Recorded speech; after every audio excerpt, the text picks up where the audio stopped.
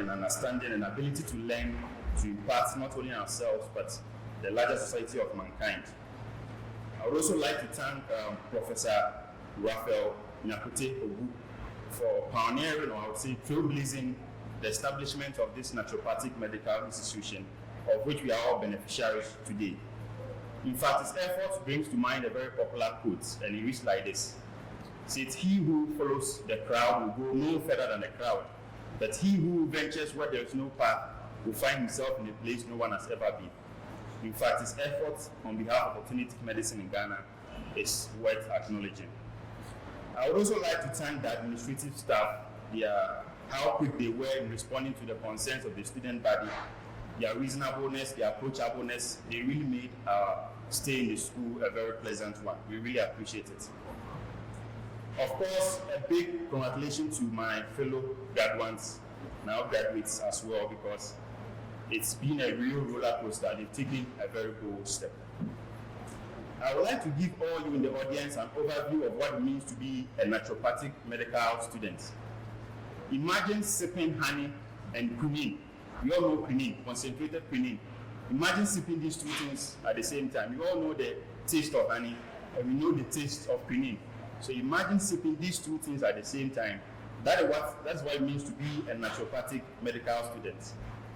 Why do I say so? Honey in the sense that some of the courses were fun and enjoyable to study, like herbal medicine, pathology, anatomy and physiology, and others. They were enjoyable to study. But others were quinine in the sense that they were almost like mental torture. In fact, it pushes your brain to the point where you realize that there is a very thin line between your lunacy and your sanity.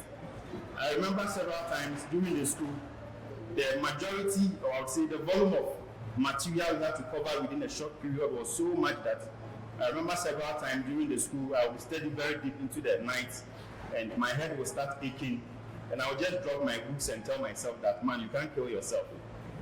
But that is what we would expect of any medical course, because people's lives are involved in the practice. But all the sleepless nights, the travelings, the payments, the mosquito bites, every effort, every sacrifice has finally paid off. We have enjoyed studying holistic medicine. The varying styles of teaching of our lecturers were amazing. Some were very jovial in class, others were very strict, like Adolf Hitler himself. But whatever method they used, they really did their job. We also enjoyed the mini field trips and practical sessions and programs along the line. We've also formed a lot of student-student relationships, both same-sex and of course of the opposite sex.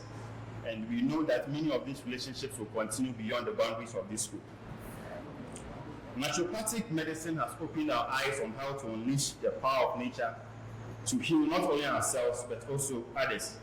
It has given us not only a lifelong career, but also good health for ourselves, because there is no way we're going to treat others and stay sick ourselves.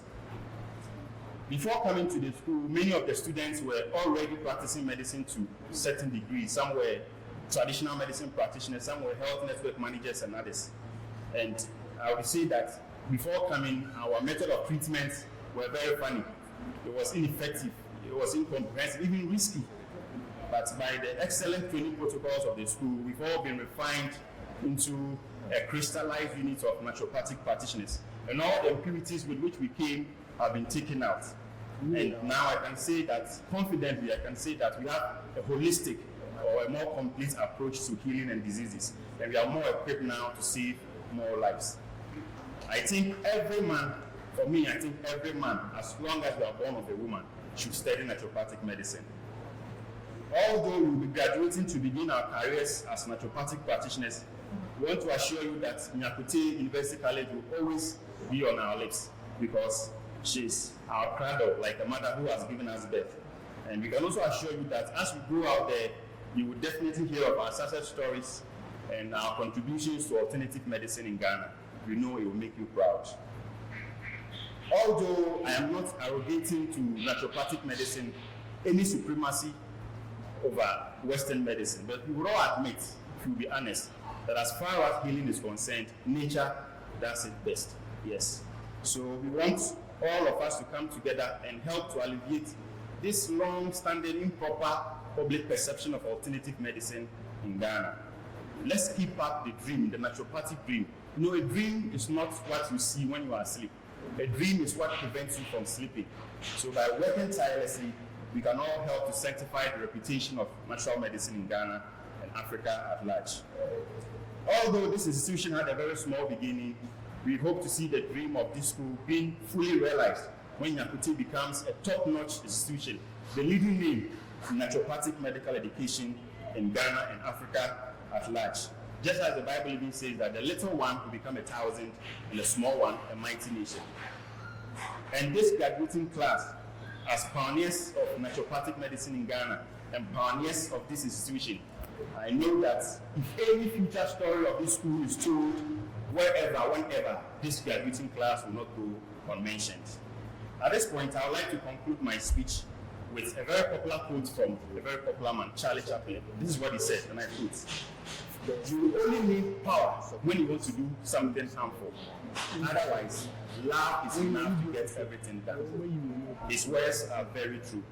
Although one of the reasons why we came to this school is to make a career for ourselves or to make a living, we don't want to be blinded by the desire to make profits or to make money so much that we forget the real reason for coming here, which is the love of medicine and the love of man. Of course, the work of a doctor is to save the patient from his distress, not to take advantage of the patient's distress. But it's unfortunate that instead of sticking to the strict codes of conduct of medicine, some practitioners have been driven by what seems to be monetary motives, and they have engaged in non-professional conduct, and some are even fighting legal cases now, as Professor outlined in his book. This is the part we can play to improve upon the quality of life of mankind. Other branches of medicine are doing their part, and they are making great advancement. We also have to do our part and move forward. May God be with us all.